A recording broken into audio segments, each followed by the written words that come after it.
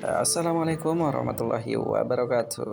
Welcome back to Recommend and my appoint channel wise ya men guys. so Nah, that they will do their kali ini best to gua preserve our akan country. membahas terkait masalah relik, yang mana relik ini kalau udah kita maxin semua dia akan berevolusi menjadi petarung. Nah, kayak petarung yang ini.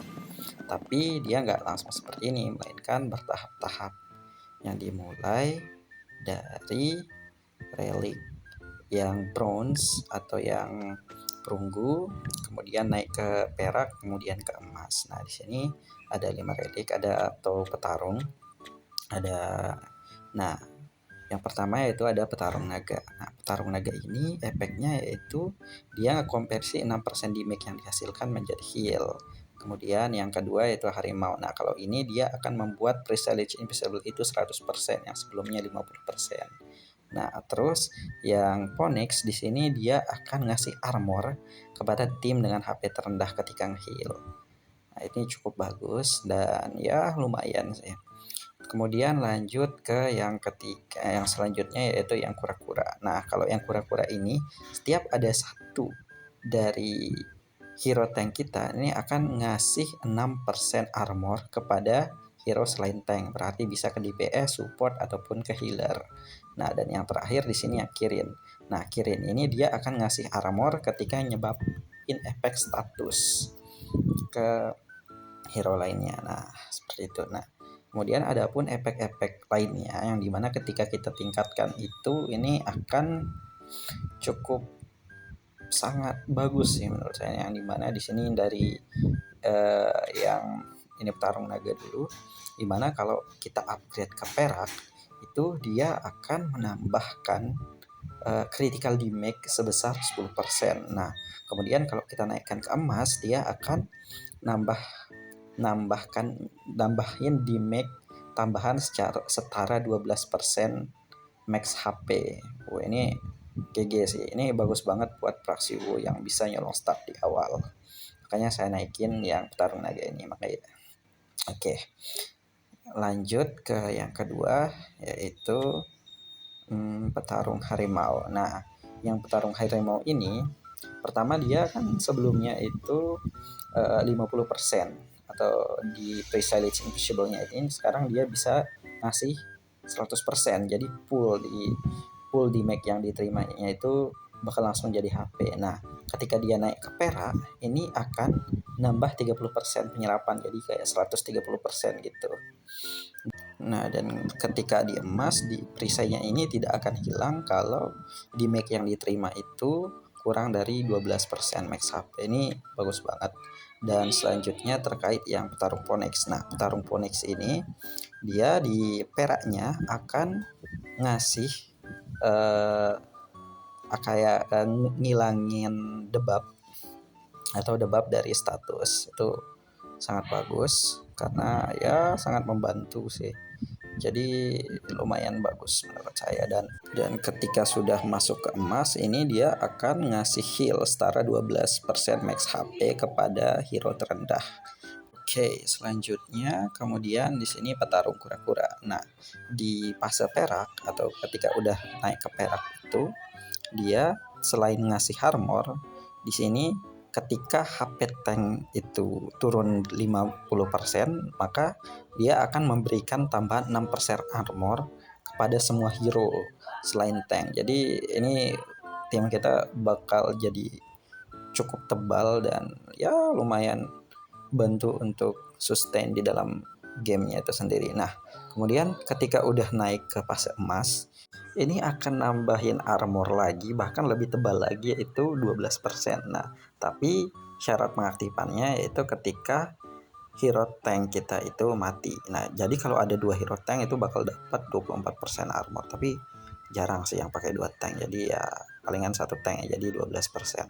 Oke, next selanjutnya yaitu petarung Kirin.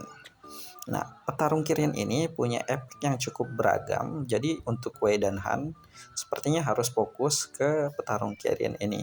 Karena di mana yang di fase peraknya ini selain dia udah dapat armor ketika buat efek status, dia juga akan nambah di max setara 6% HP. Ini udah kayak pasifnya si Lumeng, jadi cukup bagus banget.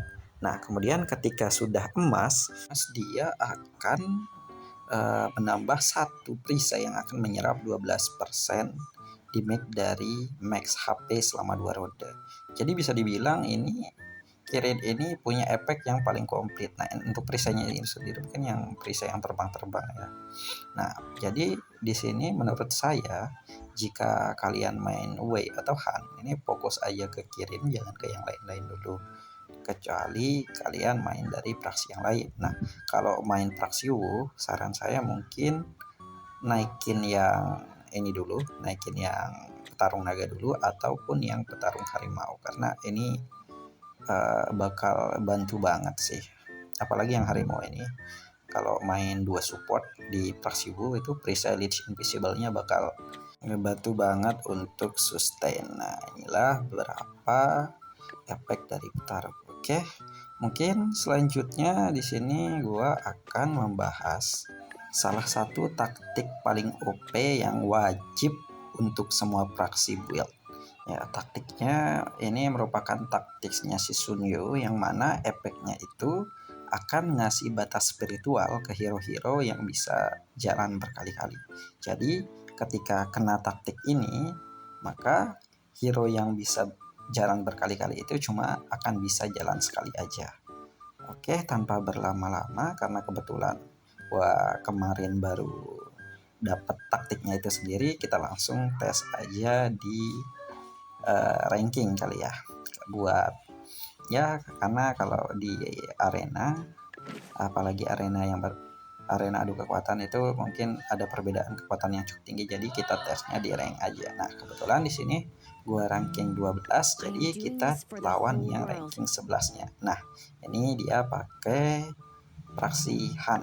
Nah oke, kita lihat. Nah untuk taktiknya sendiri di sini gue masukin ke si Luxun karena dia bisa nyerang 3 target, jadi kemungkinan untuk kena batas spiritual dari taktiknya Sun Yu itu ada 35%, ya cukup besar. Jadi ya mungkin dia yang paling bagus. Kalau untuk si Sunce mungkin agak kurang karena dia nyerangnya ada luas, jadi kemungkinan buat kena batas spiritualnya agak sedikit kurang. Nah di sini bisa dilihat yang kena batas spiritualnya masih belum ada, ada itu si Dio-chan, tapi dia bukan hero yang jarang berkali-kali. Kita coba sekali lagi. Nah itu efeknya ada di Zochi. Nah Zochi ini kan spesialis jalan berkali-kali, apalagi kalau udah di rang 4. Nah bisa dilihat di sini nanti kalau dia udah jalan, Zochi ini nggak akan bisa jalan berkali-kali, melainkan cuma bisa jalan sekali aja. Jebret. Nah lihat, langsung selesai. Nah benar kan? Nah jadi taktik ini wajib banget untuk di build, tapi bukan untuk yang pertama sih, tapi ini harus wajib ada. Oke, kita lihat lagi battlenya. Early Wu emang mendominasi, tapi kalau udah lewat dari turn bonusnya yang pertama itu mulai agak kesusahan sih. Cuma harusnya sih ini gua bisa menang sih. Kita coba lihat di sini, ini Yasuo-nya ulti lagi. Yasuo sama Lubu-nya nggak kena batas spiritual dari taktik Sun Yu, makanya masih bisa berjalan berkali-kali. Oke, ini lihat lagi kill. Oke, ini Lubu nggak kena, ini masih bisa menang seharusnya ya, karena ya ini praksi bro, praksi kesayangan developer. Oke, kita lihat. Oke, lepas rantai, ini langsung suncenya jalan, jepret, mati satu. Ayo turn bonus lagi, tag 2 kali. Nah kan langsung Sun Quan.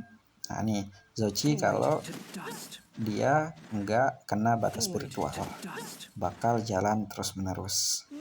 Nah, ini ada Shokyo. Wah itu lihat efek Shokyo B6 sangat mantul, bisa ngasih Presage Invisible ke hero-hero yang kena efek status ketika di heal. KG ya cukup tebal meskipun ya perbedaan CP-nya juga tipis, jadi gameplaynya bisa lumayan dinikmati. Xiaokowi jalan lagi, dapat perisai lagi 2 orang. Cepet. Poison. Ini emang agak menyebalkan sih lawan Hana nih. Aduh, pada pusing-pusing. Hero-hero gua.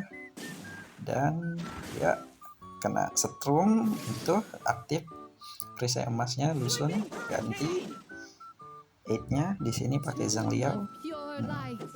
Zhang Liao menurut saya Zhang Liao ini art yang bagus ya, karena nggak perlu terlalu banyak kantong ataupun taktik untuk ngebuildnya. Jadi ya dia salah satu aid yang gua rekomendasiin untuk diambil.